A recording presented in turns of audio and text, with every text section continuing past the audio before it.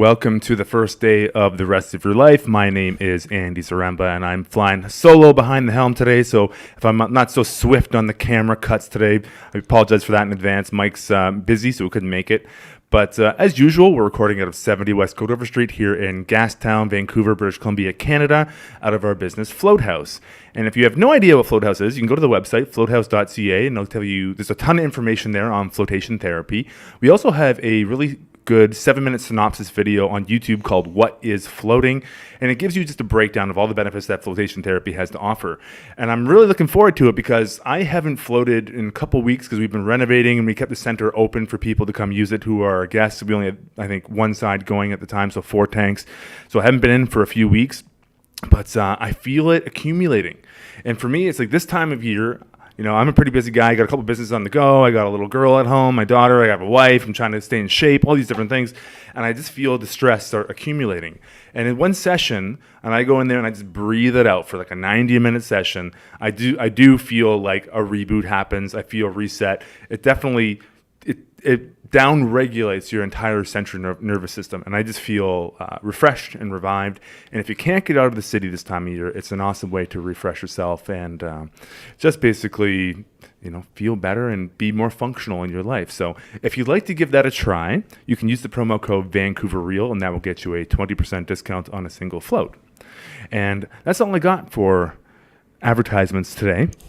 But I'm really excited for our guest because we tried to make this happen maybe about a year ago, and then the timing didn't work out.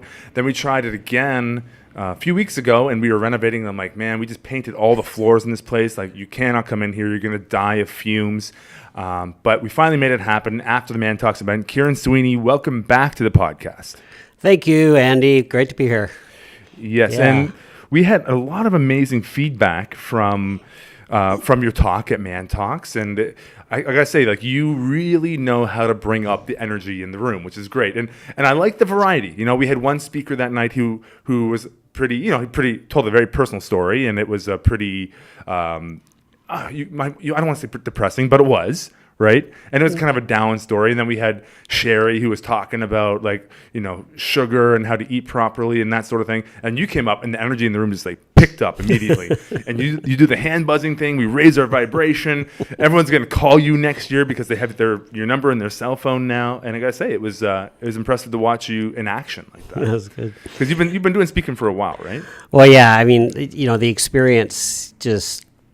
You know, the type of training I was doing for many years, traveling around the world, doing motivational talks, business, personal development, leadership, and really was trained how to manage the energy in a room and really get the audience to we use accelerated learning techniques, get the audience to learn faster and just keep the energy high, because when your energy is up as an individual, you are taking it in better, you're not zoning out, and people, you know, generally within 7 to 8 minutes, people will start to wander in their mind, right? Totally. Yeah. So you have to learn how to keep them engaged, keep them listening, staying focused on you. And because I know my mind wanders, right? I'm a very creative type of person. So, you know, something will be said and my mind will go in a different direction. I'll miss the next 3 sentences. But there's ways to keep people tuned in and focused on you. So you're giving them those cues. You know, my mind, before we get too deep in that, I want to talk about that a little bit. But where'd your mind just go? Well, my mind just went to some interesting questions around that exact topic. However, I wanted to mention your website really quick, KieronSweeney.com, and I guess your nickname is the Strategic Mentor, right? And you've been in this business for a long time. You've been an entrepreneur. You've written a book called Think. You've done TEDx Thoughts. Thank you. Thoughts. And you did a TEDx Stanley Park talk a couple years ago, and you have a variety of different business ventures on the go. So we're going to talk about some entrepreneurship today. We're going to talk about, what else did we say we're going to talk about? We had a couple things. We're going to talk about anything. We're talk about anything. Yeah, it just happens. Right. I was going to go with that wandering thought was in your time spanning speaking to audiences, have you seen a decrease in attention spans? Because, you know, in this day and age, we live in an age with phones, with 24/7 instant entertainment right in front of our faces. And, you know, if you can't get somebody to stop and click on a link I mean, that's what you're competing against. So the attention span is just shrunken right down. Have you noticed that at all? Oh, 100%. I mean, Yeah. it's happening to me. I can get distracted very easily. A message comes in on Messenger on Facebook, and then a message comes in on LinkedIn, and an email comes in, and everything's flying across the screen, and it is distracting. There's a tendency to look at it, and do I click there? Do I go there? Yeah. Meanwhile, I'm sitting here writing up I just finished writing a business plan, and it's like, I don't know how many times I allowed myself to be interrupted. So we need to focus. We need to really work on focus. And Yeah. there's things I do, but I don't always do it well. Sometimes I'll get distracted. And Totally. Yeah. Well, it is a challenge because those things, those smartphones and social media are all designed. They call it the attention economy, right? Yeah. It's all designed to keep and hold your attention. Yeah. And I find when I'm doing any focused work, I'll sometimes put in earplugs, and I will just my wife knows when she sees me in my zone, she just doesn't approach me at that point unless it's really, really important. Because if I get distracted too, I could be thinking about something, doing some cerebral type of work, and then all of a sudden I get that distraction, and then it's gone, and I've lost the last 20 minutes of thought processing to figure out where I was going. Yeah. Right. So for me, it's super essential to kind of turn all that stuff off. But I wanted to talk about today with you because you've been in different fields for a long time. You started off you did a lot of work in personal development. You've done a lot of different entrepreneurial ventures, and entrepreneurship is definitely one of those tricky fields to get right. And there's a lot of people who start businesses up, and they don't really know what they're getting into when they first do it, and they end up losing money, or their business shuts down, or maybe end up bankrupt. And we were talking earlier before the podcast about how critical timing is, and you got to catch those waves. Mm-hmm. You got to catch those waves, and I use the example of Floathouse, for example. We kind of caught this mindfulness, meditation, yoga wave that was on the upswing, say through 2005, 2015, and then the float tanks got popularized by Joe Rogan, who's a pretty big time influencer, and we caught that wave, and we were one of the first people to do it. We were the first people to do it in Vancouver for 20 years, and it was an immediate success because we caught that wave, rode it, and we had instant income coming in, which is great. But that's not usually the case. So maybe to start off, how can people, because I know how we did it, but how do you recommend people identify that timing and those trends and when to hit them and when to start a business? Well, you have to look at the market and what's happening in society. There's many things trending right now, and you can look into a certain market area and figure out what's trending. So what's trending in your area? It's a tricky thing because it's important to work in an area that you absolutely love. If you're going into an area for money, you're probably not going to stay in it very long, because if you're not enjoying it, you're not going to get through the ups and downs and the hurdles. Yep. And definitely, that's 100% true, right? Yeah. Like if you're not enjoying your work, what's going to get you out of bed every single morning to do it over and over? I have a client, she's a hypnotherapist, and Right. she's really good at it, and she absolutely loves it, but she struggled at business. And after about 6 weeks, I tripled her revenue. She tripled her revenue, but based on my advice and mentoring. And so, all she had to do was tweak and work on the business acumen, learn how to sell properly. I have a technique called selling without selling, and it's more influencing. And it's getting people to just buy your product or service based on what their pains are, what their needs are, right? Right. And so with her, I started to see her getting involved in other ventures, and I said, why are you going over there now? We just got you solid here. You're making really good money. Now you're going off focus. And she was going off focus because she got seduced into something that she thought she could make a lot more money on, trading, doing foreign exchange trading. I'm like, really? Right. Do you really think you're going to master that? Sounds like a good time. Yeah. So I have to get her back to what she loves and what she does. So it's important to do what you love. But what's trending in her field? Well, health. People want to lose weight. They want to quit smoking. They want to reduce their consumption of alcohol. Those are the three areas we've identified where people they want the aging population. They want to live longer. Yeah, that's going to be a big one. Yeah, so that's a trend. Yeah, right. Right. So you're identifying those bigger trends, like for Yeah. example, like the boomer generation, they're going to be retiring in the next 10 years or so, roughly, hopefully. Yeah. So it's like looking for that. Like that's actually one I thought about. And it's got to be sustainable, right? Like trend, like Right. last year, Yes. what was the big trend last year? Oh God, I probably didn't pay attention to it. Do you have you one off did. the top of your head? Bitcoin, right? Yeah. I mean, Bitcoin was the trend, cryptocurrency, right? And I forgot that I lost 10 grand in Bitcoin. And where is that now, right? So, like, and what's going to happen? Is it going to come back? It's hard to say, but it was a short-term trend, and I wouldn't call it something sustainable. And a lot of people went into it blind, and it was the greed factor, and they lost their money. Yeah, well, it was so tempting too at that point because like there was a lot of people talking around the water coolers about how much money they're making, and now they're Bitcoin experts all of a sudden. Yep. Easy to make money when it's kind of doing a vertical spike for about 6 months, and then all of a sudden it crashes in December. But Yeah, well, when anything goes up that fast, you got to be careful. But Totally.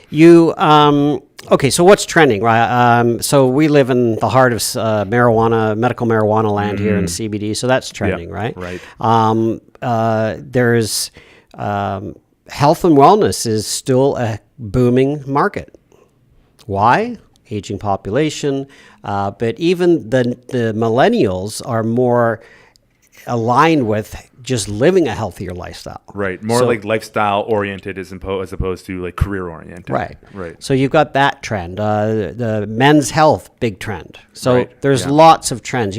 So find the industry that you want to be in and that you can be passionate about and love it. And then look for, and this is important, look for where the money is going in your industry. Right. Where is the money going? Because there's lots of industries, but the money is going to continue to change. Real estate's a good example. Mm-hmm. Where's the money going in real estate now? Right? I know. Well, from what I understand, it's the foreign money got filtered into commercial real estate for a while, and now it's not even here. Yeah, Right. true. Right, and now we're seeing a decline in Yeah. home prices in Vancouver. But there's a very interesting unknown area of real estate that very few people are aware of that is making 15% returns annually. Interesting. And what would that care to share? Senior residences. Yeah. So- right. That makes total sense. That's a trend. I've often thought about old age care facilities, like actually creating quality ones where you'd be happy to put your parents and that they're being taken care of properly when they Yeah. get older, right? Yeah. That would be an amazing one. So that is a great example of a potential trend. Right. What else do you got there? What other trends are on your radar at the moment? Well, I've jumped into the hemp CBD oil because it's an oil that personal experience. I started taking it and had phenomenal results. What were the results you got from Well, it? for me, it was just sleeping like I haven't slept since I was a baby because Nice. I'm a high energy guy. I'm a Right. high power go, right? Yeah. So for me to wind down, I got to just lay in bed and breathe and meditate and fall asleep, right? So I started taking the hemp CBD oil and I was like falling asleep, no problem, having 8 hours sleeps. Wow. I haven't had an nice. 8 hour sleep in a long time. That's now, what you want. Now I'm like, I used to get up at like 5 or 6. Now I'm getting up at 7:38, but I want to get up at 5 or 6 because I was more productive. So, Right. but I'm getting Were these you, deep though? sleeps. If you're not sleeping properly, you're probably going to be I do most of my compromising. work between 6 and 10 or 11. I get most of my work done between those hours. Yeah. You know what? I notice the same thing too. Like I can do my most productive work like first thing in the morning Yeah. before 12 for sure. And in the afternoon, I'm kind of lethargic. And then after like 5 o'clock, I'm kind of like, it's done. I'm not making decisions anymore. Well, one of the reasons I do it this way is because I like to go out for long walks, and between 12 and 2 is the best temperature in Vancouver. So Right. that's my walk time on the seawall, right? okay. So I like to get out, and it also gives me a chance to get some fresh air, get my head back out of all my work. Then I can come back and I can do whatever I need to do for the rest of the day, which is, usually just a few phone calls. So like right now I'm raising money. I've got to, really focus on that in the morning, and most of the money's out east. So, I've got to talk to people. You're waking up early. Yeah, waking up early. Damn CBDs. It's like, it's good business, but it's impinging on your phone time. Well, it is a great business, but for me, it's like, it's a product that's really helping people. Yeah, totally. And when I did all the research, I spent a lot of time last year doing the research. And when I looked at the health claims and the science and what's really going on, and the fact that why was this illegal for 70 years? Well, that's a very interesting question. I think that's a pretty deep hole to go into for sure. Yeah. But there's lots of reasons as to why it was illegal. But thankfully, cooler heads have prevailed, and now, if anyone was concerned about that, I mean, the sky hasn't fallen. There's not car crashes all over the place. Everyone seems to be doing just fine with legalization here now. So yeah, but don't forget there's a difference between let's get clarity on cannabis. So cannabis is a plant, right? But there's different types of cannabis plants. So we have a marijuana plant, of course, that has CBD with THC. Yeah. Then there's the hemp plant, which has less than 0.03% THC. And hemp has been legal for a long time as a food product. No, it was just Was made. it not? It was just made legal in the United States. Oh, in the States. I thought in Canada. Yeah, it's legal to grow it for industrial use and protein. Right. There's Manitoba Yes. Harvest, right? Yeah. But in the States, it was illegal, and it was made illegal because Competed with paper and textiles. DuPont lobbied to have it made illegal. So anyway, there's that whole history. But unfortunately, inside of the hemp plant is a beautiful oil, which has about, I think it's over 80 cannabinoids. And it's just like, there's so much health benefit to it. And our bodies have, for all the health and wellness listeners out there, your body has an endocannabinoid system. We need this. Our body needs it. And so when people start consuming it as part of their diet, they start to see these differences because your body's getting something that was actually starved of for a long time. Totally. Where are they now with the regulation of all that? Because I know, so it's legalized, but I think, are they actually making CBD into like a supplement? Like, is it going to be available for retail, like across the counter, like at a GNC or Shoppers Drug Mart or something like that? Or it's everywhere already. Is it like one of those gray areas, or is it completely legalized? So in Canada, it's still considered a legal substance. It's a drug, but that will change this year. Apparently in October, that'll be legal. It's just caught up in bureaucracy. That's all. Right. And a lack of understanding of what hemp CBD oil is. Right. Yeah. In the States, hemp is now legal federally. So, but the states are now, working on their regulations. But many states have already just gone ahead and just passed everything. Right. The only thing that hasn't been sorted out in the States is the FDA. The FDA got handed this plate of, okay, so there's this oil that is going into products and it hasn't been regulated and we don't really know what's going on. But you know what? There's probably over 500 companies selling hemp CBD oil.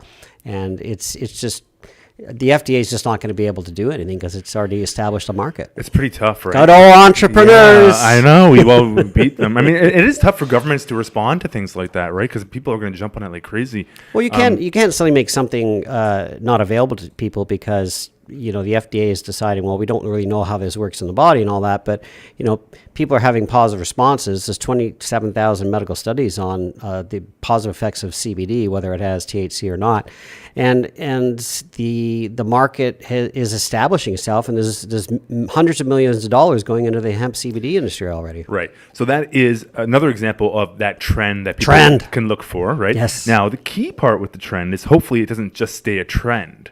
Right, hopefully it's a consumable. Like CBD definitely seems like a consumable that's going to be around for the long term, because why wouldn't it be?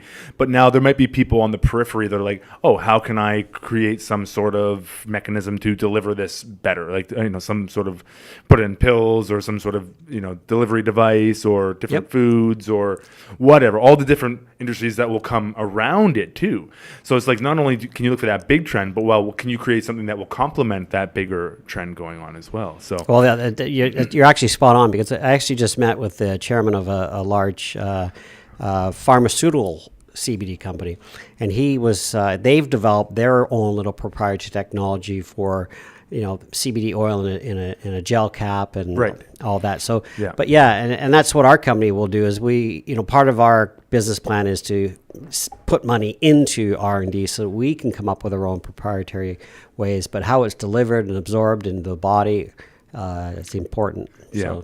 In Canada, apparently we have higher entrepreneur rates than in the States. And I think partially because of the social safety net that we have here. Like in Canada, for the most part, you're going to have food, you're going to have shelter, you're going to have healthcare. So it allows people to take a few more risks. So I think we have higher rates of entrepreneurship, and it seems like a very appealing venture for people to get into.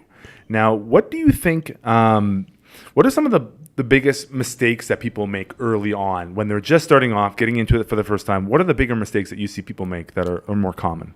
In business in general? Business in general, yeah. Starting a business, maybe launching a product, whatever it happens to be. It's a great question. A lot of my clients in my, in my academy and my personal one-on-one consulting, a lot of them are really great at something.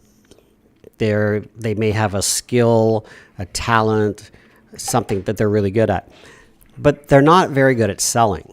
And honestly, I think 90% of the challenges entrepreneurs have is selling. Yeah. They don't like selling. Well, there's got that negative. A lot of people have a negative stigma around selling, but it's like, well, what would be your reframe to that? Perfect. So stop selling. So you don't need to sell, because if you have a product or a service that you believe in your heart is going to impact thousands of lives in a positive way, then it's your duty to go out and just let people know about it. Selling is not like there's this kind of conditioning or this stigma around selling that, you probably had the encyclopedia guy come to your door when you were a kid, or the used car stereotype, yeah, right? That's a used good one too. Yeah, being stereotype. or a timeshare, right? Right. That's the kind of that we don't like, and I don't like that. I can't stand that kind of selling, but I know that if I really believe that my product is going to impact you in a positive way, I don't have to sell. But I do have to educate you on what I have. Yeah. I do have to show you that the value I'm going to give you is tremendous. But the biggest thing you can do in selling is imagine you have if you guys are listening and you're an entrepreneur, take out a piece of paper or just write on your table. Just draw a straight line across a page, and on the left side put CR, on the right side put DR. CR is your current reality. It's your client's current reality. That's where they are. So what are they experiencing right now that is causing them pain? And the desired reality is where they want to go. And what you have to be able to show them is how your product or service is going to get them what they want. And Right. if they really want that, they're going to invest the money and the time to get there.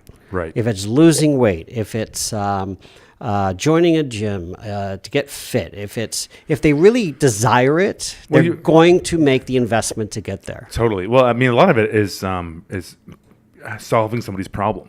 That's all it is. Right? It's like, how do you solve their problem? So figure out their pain point, and then, how can your product a good fit? It's like, maybe it's not a good fit for that person. And that's so you can sell honestly. Like, it's like, well, maybe floating isn't the right fit for you right now for whatever reason. Actually, the thing is, it's pretty benign. There's not a lot of bad things that can happen to people in a float tank. But, some people just don't want to do it. They don't want to be alone with their thoughts for like 90 minutes.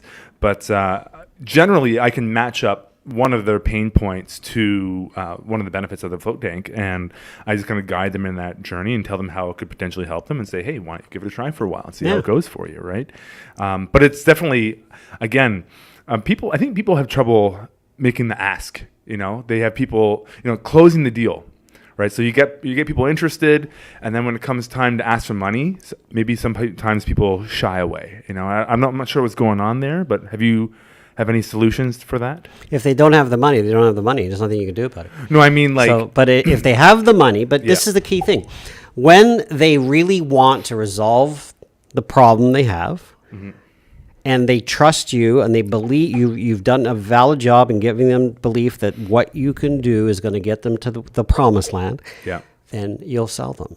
It's not a problem. They will. Or they're going to buy someone else. Right. So you're solving a problem for them, right? Yeah, so they're going to buy somebody. So the lack of or the inability to sell properly is a common thing that you see within entrepreneurs. What are some of the other ones that you've noticed over the years? Undercapitalization. Yeah. And a lot of people will say, well, how do you raise money? Well, you go out and ask people for money. You have to sell people on your venture. You know, you're selling. And here's the thing. You're selling all the time. Everybody listening, you are always selling something, right? If you're married, you sold yourself on your spouse, right? If you got a date last week, you sold that person on you. If you got somebody to go to the game with you, you sold them on going to the game with you. Yeah. So if you really look at it, you're always selling.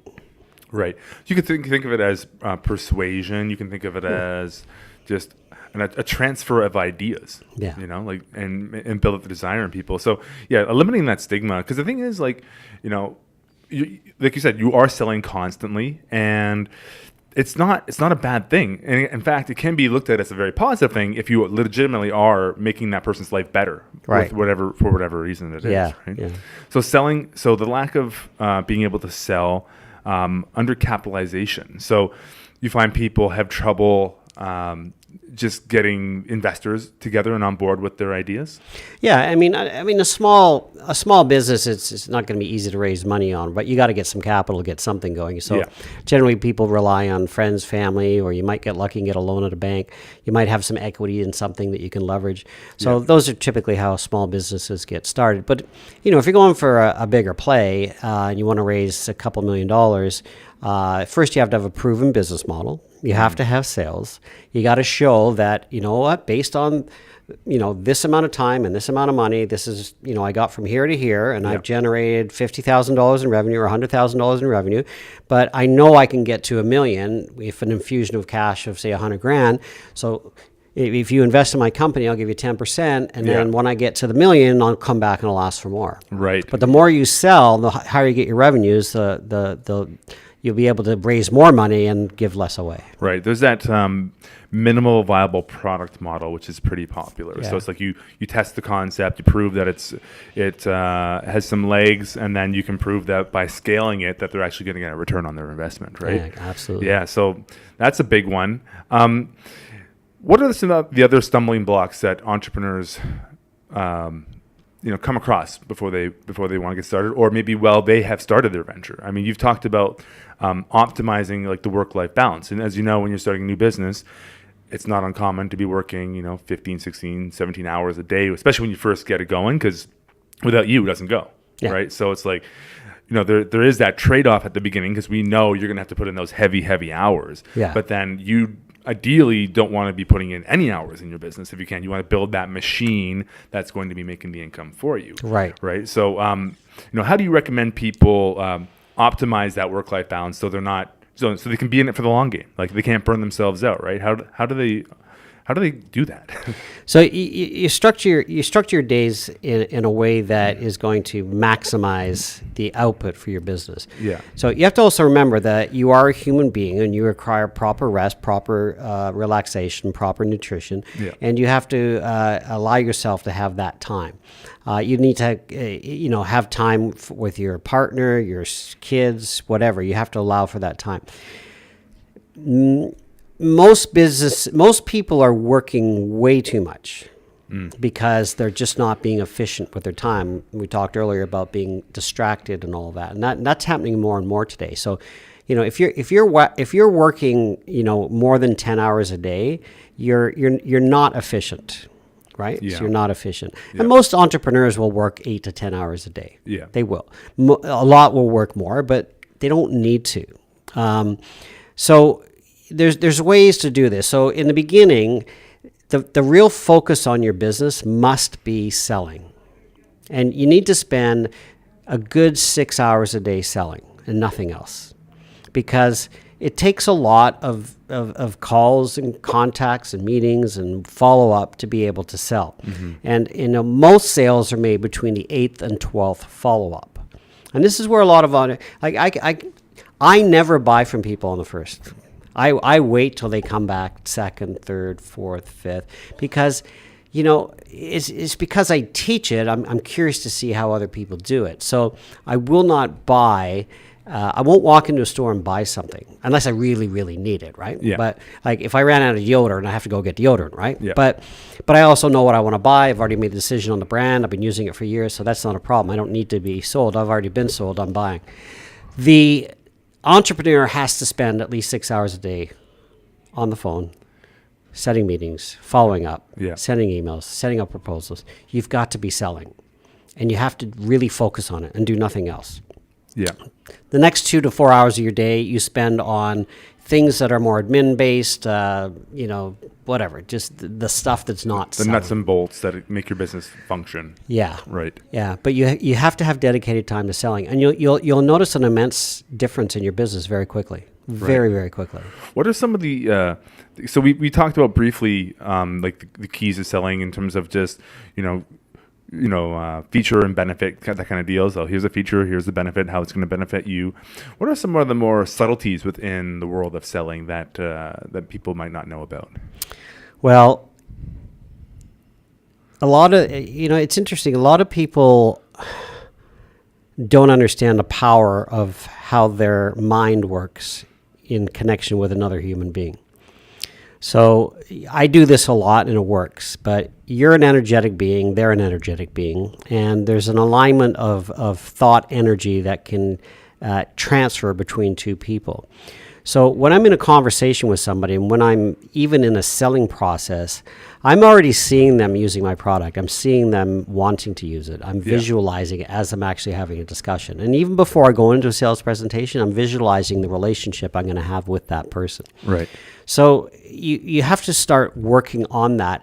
And that helps build up your belief system that your client really wants it. Visualize the type of customers that you want. Visualize people buying your product. Visualize people using your product. See it, just have fun with it. It's like a dream, and just put that energy out there. And this, this is why I wrote that book, Thoughts, because everything is thought, and thought is energy. And the more energy and thought you put towards that to which you want to create in your life, it's going to start to come at you faster. Totally. Well, that's one thing that they've known in athletics for the longest time. Yeah. The athletes have been doing visualization techniques since I don't know, who knows, 100 years, right? Because it's just so important, because they found out that those visual reps are almost as good, or if not better sometimes, than physical reps. The nice thing is you can rep that, that free throw over and over and over, and you're getting that same amount of practice. In fact, I think there was a study where they did like people two groups, one practicing free throws, the other one actually just visualizing free throws in a basketball court, and the guys actually visualizing it outperformed the ones who physically practiced it, which is crazy, right? Well, it's not. It's not crazy. I mean, because the thing is, your mind, your brain, you're building those neural connections, right, in your brain, and you're repping it over and over and over. There's one guy down in LA, his name's Crash, he runs a center called Float Lab, and he was the one sort of pioneering this. It hasn't really taken off, but he was actually putting these screens inside of float tanks, very, very low light resolution. So all you could just see is a screen, right?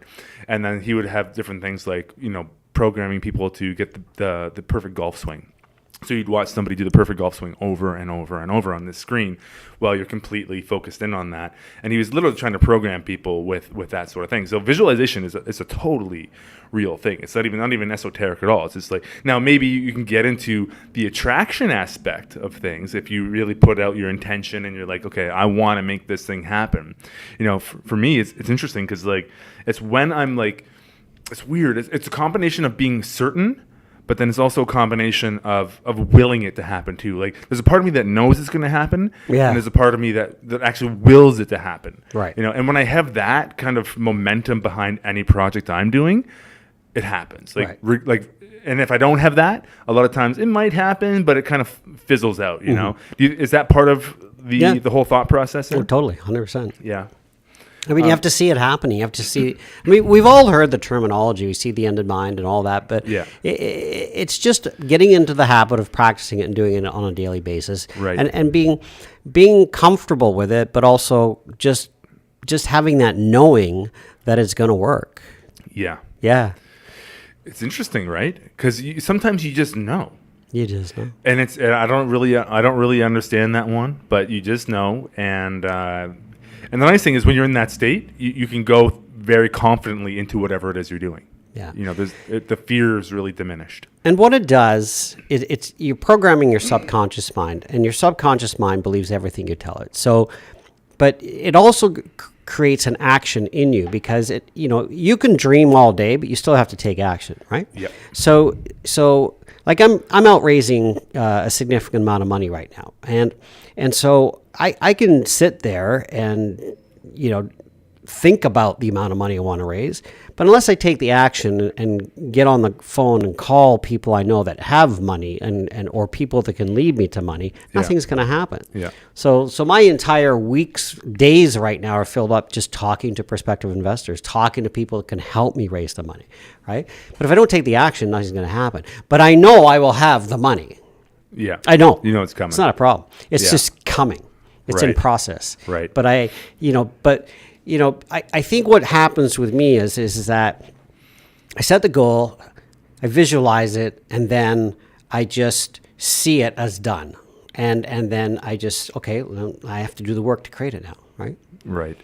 Yeah. Again, in your book, Thoughts, do you lay out like a sequence that people can follow and Yes. actually implement? Yeah. And do you want to give away some of that now? Well, we call them laws. I mean, it's Right. nothing proprietary, unique. Right. It's stuff that's been around, universal laws, they call them.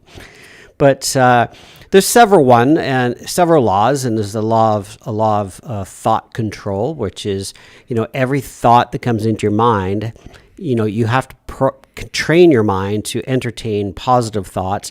When unsupportive or negative thoughts come into your mind, you have to be able to capture them, diffuse them immediately, and replace that with another empowering thought. And so you have to get into the habit of doing that. So because negative thoughts come from conditioning, they come from media, they come from they come from like even evolution. Have you heard of the whole? Not to interrupt you completely, but the whole. Excuse me. The human negativity bias. Basically, like humans have evolved to always see what's wrong with the situation. What's the threat? What's the thing that's going to jump out from behind the tree and kill me or whatever? The medulla. Yeah, exactly. So it's like we're trained. We have a negativity bias. It's like there's this author. He's a Russian author named Dostoevsky, and he said human beings will never be happy. And he says because as soon as we've reached the utopia or whatever it is that we're striving for, we're going to find something wrong with it. And we're going to always look for that next thing. And he said, if we actually did create a utopia, we'd get so bored with the damn thing, we'd smash it into pieces anyways. But right there, that's a negative belief that he's purporting, right? Yeah. It's like human beings are never going to be happy. Well, what if they could be happy? Yeah. We could be happy. Yeah. I mean, everyone wants. Okay. I think, like you said, everyone you have to wants overcome to be it. happy. You got to overcome these negative thoughts, like you said. So now first that comes down to awareness. Yeah. You got to be even aware that you're like lost in a stream of negativity, right? Yeah. All right. So how do you do that? How do you recommend people, when they are caught up in these negative patterns, victim mentality, whatever you want to call it? How can people break out of that if they're totally lost in it? Well, you have to want to, right? So you have to want to break out of it, and you have to understand that that negative, unhappy thought is coming from in you. Right. Right? There's only one person responsible for your entire life, and that's you. Right? So first of all, stop scary, though. blaming other people. The blame game. Blame. Everybody blames, or it's they did that to me. They did that. Like a lot of conflict is caused in society because of blame. Right. Sure. Yeah. Outwardly, it's a lot easier to point the finger than to point it back at yourself, right? Take responsibility for your own life, right? Yeah. You made a decision, take responsibility for it. Yeah. But we have conflict because if one person doesn't want to take responsibility, then they're going to, try and make the other person. And here's the thing: there are like legitimate things out there that might be valid points for some people. Like say without getting into any particular groups or anything like that. But at the same time, it's like, yes, you've had a harder time, but it's like, well, what are you going to do about that? You know what I mean? I mean, of course, some people need a certain amount of resources to lift them out of those things. But at the same time, eventually they're going to have to make the decision and be like, I've had enough of whatever, X, Y, Z, and I want to create something different for my life, right? So creating that desire. And, one thing that really struck me from our last conversation, and you mentioned this, and I've mentioned this multiple times afterwards, was you said that the thing that gets people into personal development work is pain. Yeah. And I totally agree with that. Yeah. It's pain. It's like you're looking for a solution. You're sick of the pain, and people want to demonize that, but it's like, man, that's a motivator right there. When you're hurting, it's like you want motivation to get out of whatever strife you're in. That's it, right? Two motivators, pain and pleasure. Right. But usually it takes pain before people take action. Right. But for me, it's like, no, pleasure. I want certain things in my life, and it's that desire for them that drives me to do what I do. Right. So you got the carrot and the stick mentality going there. I'm not going to allow myself to fall into a situation that's going to cause me pain so that it motivates me to change it so I can have pleasure again. Right. Well, you've sort of mastered that aspect of your life, right? Where there's a lot of people who are sort of, spinning their wheels or down in the dumps and they can't really get out of it, right? But it's like, again, so look at all the stories of people that have. Right. Right. And what's the difference between you and them? We all have the same, we're all made the same. Take the skin off. We're all pretty much the same. We may have little different shapes and things like this, but you know what? We're all the same. We all have the capability of overcoming a challenge or an obstacle. Right. And I know there's psychological conditions that, for whatever reason, some people may have a psychological condition that needs medical treatment, and I'm not going to just say in general everybody can overcome a situation. Totally, yeah. There's right? definitely. Yeah, I mean, if the the brain is a bunch of electrons, and if something's malfunctioning, then it's malfunctioning, and that has to be treated. But right. But I just want to say that because I don't want to come across as insensitive, because some people do have mental challenges, and it's just a reality, right? Yeah. And so, but if you've had an unfortunate situation happen, you can overcome it. And sometimes there's a beauty in that unfortunate thing where it causes you to go out and affect change in the world. Yeah. And how many people do that? They get motivated to do something. Maybe all the great people you can think of in history. Yeah, pretty much. Yeah. Right? Yeah. Like here's a great story.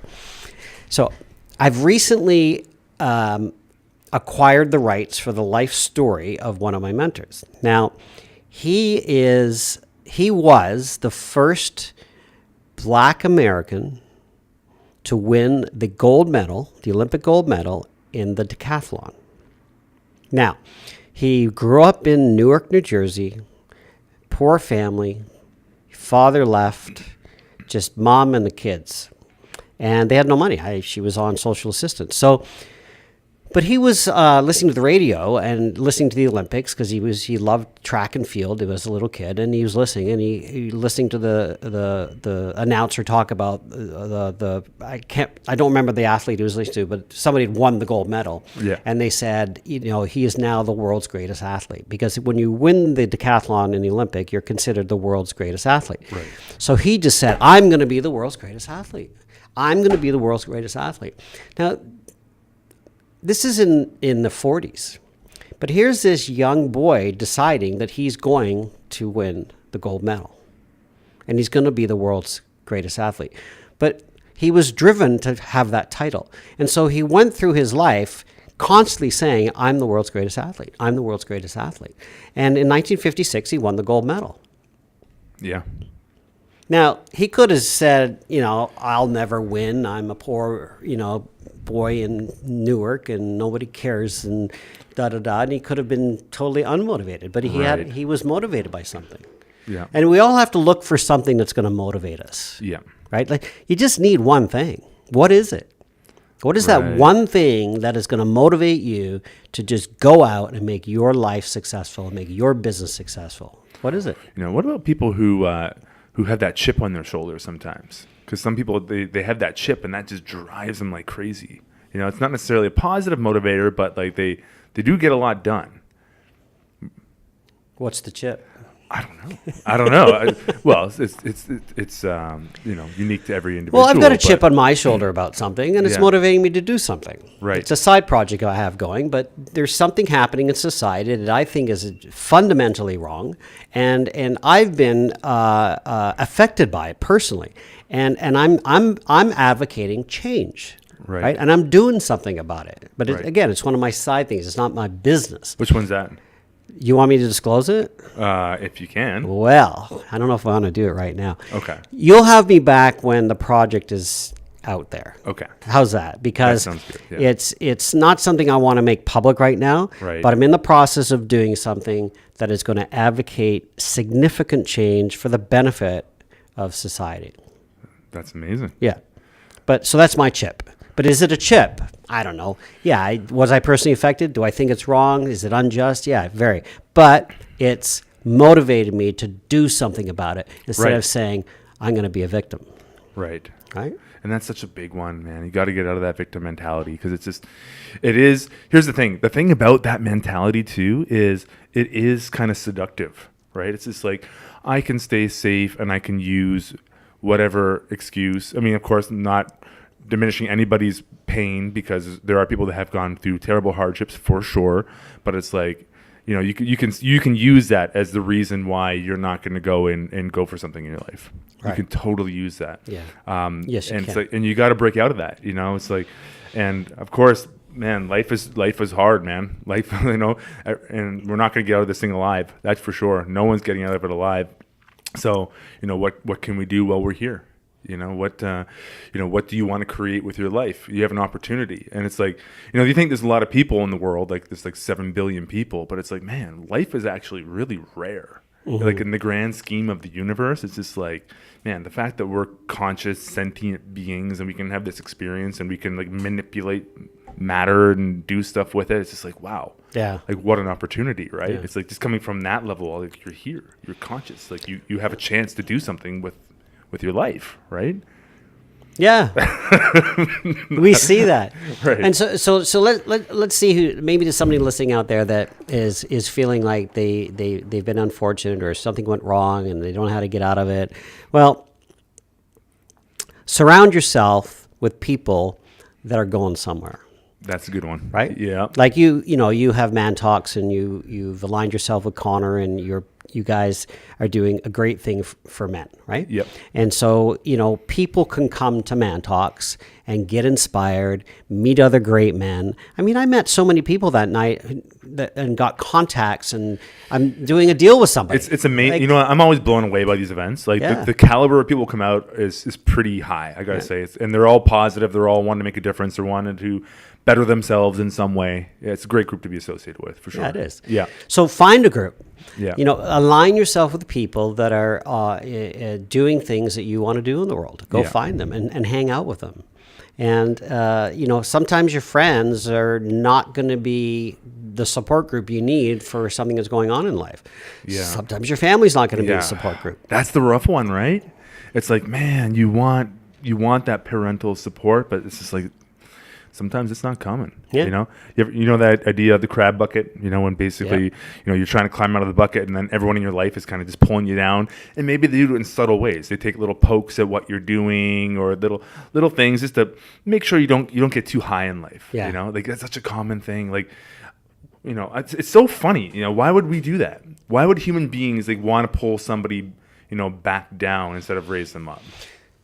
That's the hard thing to figure out in life is why. It's their own conditioning, and maybe they were raised that way, right? Yeah. And, you know, like I look at the way I was raised, and I wasn't really given the belief system to be an entrepreneur. Right. It was like, go to university, get a job. It was all that, and the status quo thing. But there was just something else inside of me that, you know, I believe it's a programming from a previous ancestor, because I've looked into my history and there's many entrepreneurs in my, ancestors. So I think it's something that's in my celestial DNA, if you Could will. be. But, Yeah. But it is. It definitely is. Yeah. You know, I could be a reincarnation of someone from the past too. I don't know. But Right. but it's in me. And so you as an individual have to be totally 100% responsible for your life. Yeah. And that's all it comes down to. Yeah. And so, you know what? When you decided to leave the home, you've made that decision. You're no longer dependent on your parents, and you're going to go out and make your life. I'm really proud of my kids. Like my son Liam, he came to one of my empowerment camps when he was 14. Yeah. And at 15, he left home and went to hockey academies and has pursued hockey and is still playing hockey at university now. Nice. Right?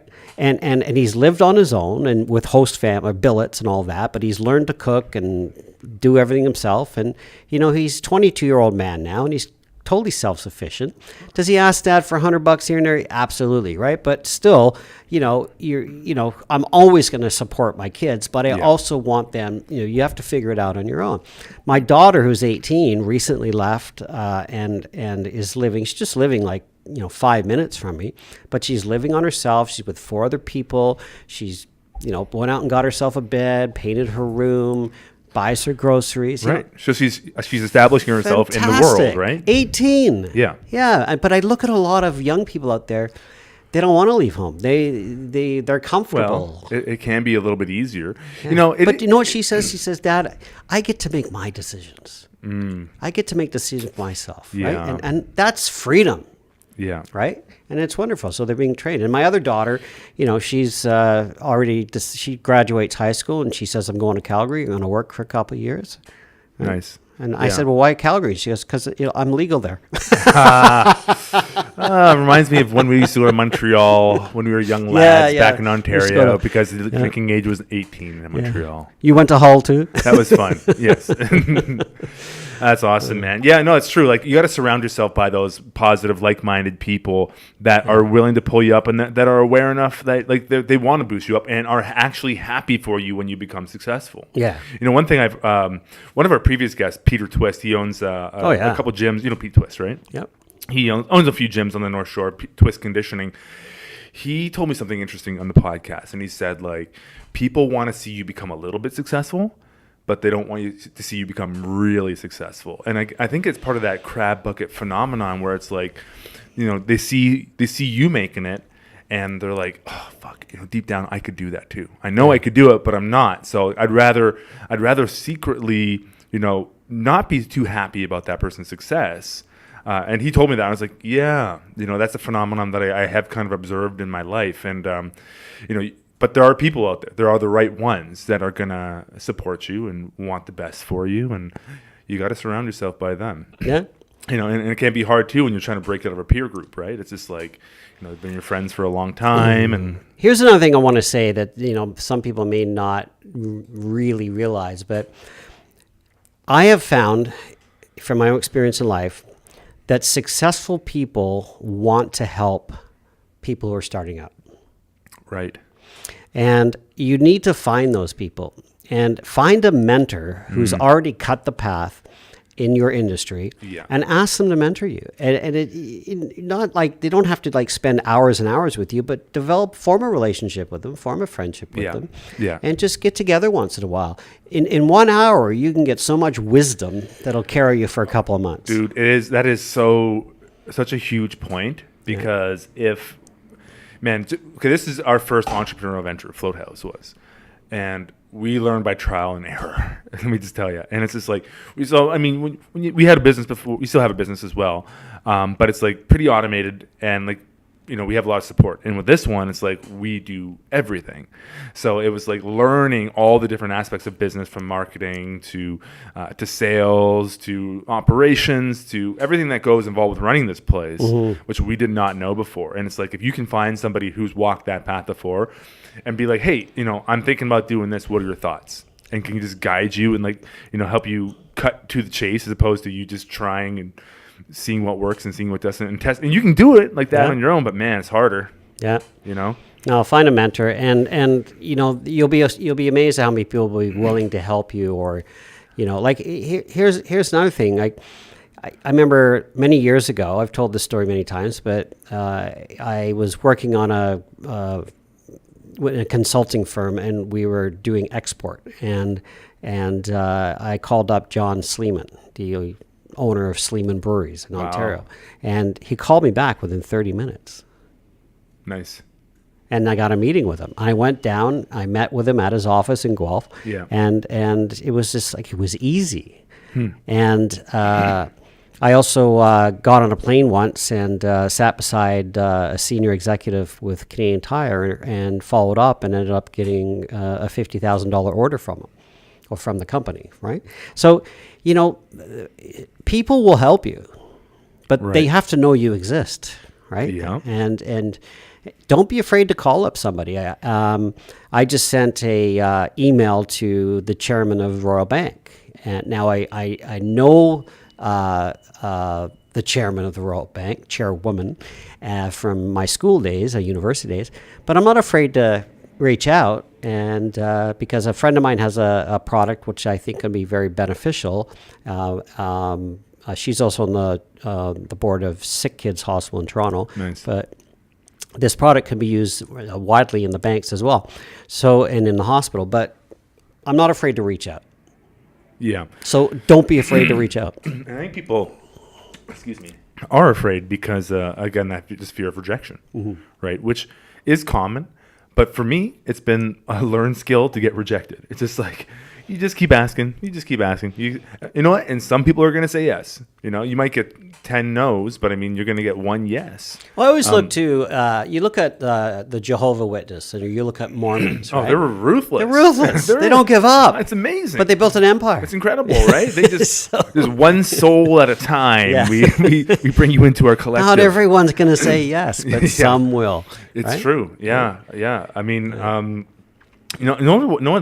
one I've learned that one from is just getting trying to climb the food chain within the podcasting world and like getting bigger and bigger guests. Like I email everybody. I'm just like emailing all the time, again, just taking shots. Like I emailed Michael Pollan. Do you know Michael Pollan? He's a pretty big author. He wrote a couple of food books, and he just wrote a book on, it's called How to Change Your Mind, all about psychedelics and like the upcoming field of like psychedelic therapy and the research that's going on there. He's coming to Vancouver at UBC on February 11th or 12th, something like that. And I'm like, screw it. He's coming to Vancouver. Like, give it a shot. You never know. And sometimes those things pan out. And that's how we've got some of our other bigger guests, because we just like, I just keep reaching out. And sometimes I'll get 3 no's and be like, oh, guess what? I'm coming to town. All right, I'll jump on the podcast, and... you know what? That's a really good point. When people are coming to town, they want to be interviewed. Yeah, well, that's like, we got Wim Hof that way just because he was doing a workshop and he wanted to help us sell his workshop and do us a podcast. Like, sweet, landed Wim Hof, Perfect. So it's just like, you can't be afraid to get rejected a lot, and that's one thing that a lot of men work on in men's groups as well, especially when they first start off. There was one exercise that sometimes they would do in men's groups where they would go out and politely and like respectfully, like not in a mean way, but they go up to women and approach like 50 women in one day. And they just get used to being turned down like 47 times. And then you realize it's actually okay. You get conditioned to that rejection. So what are they doing? Asking them all to go out with them, or just to go on a date. Really? Eh? Yeah, interesting. Or even just to get your number. And it's just an exercise to get people used to the idea that I mean the first 10 might be painful, but after a while you're like, oh, there's another one. Right. But it's like it's just getting over that fear of rejection, right? Which a lot of people get really paralyzed by, I think. Every no gets you closer to a yes, right? And don't forget what I said earlier, that it usually takes 8 to 10 follow-ups before you get a sale.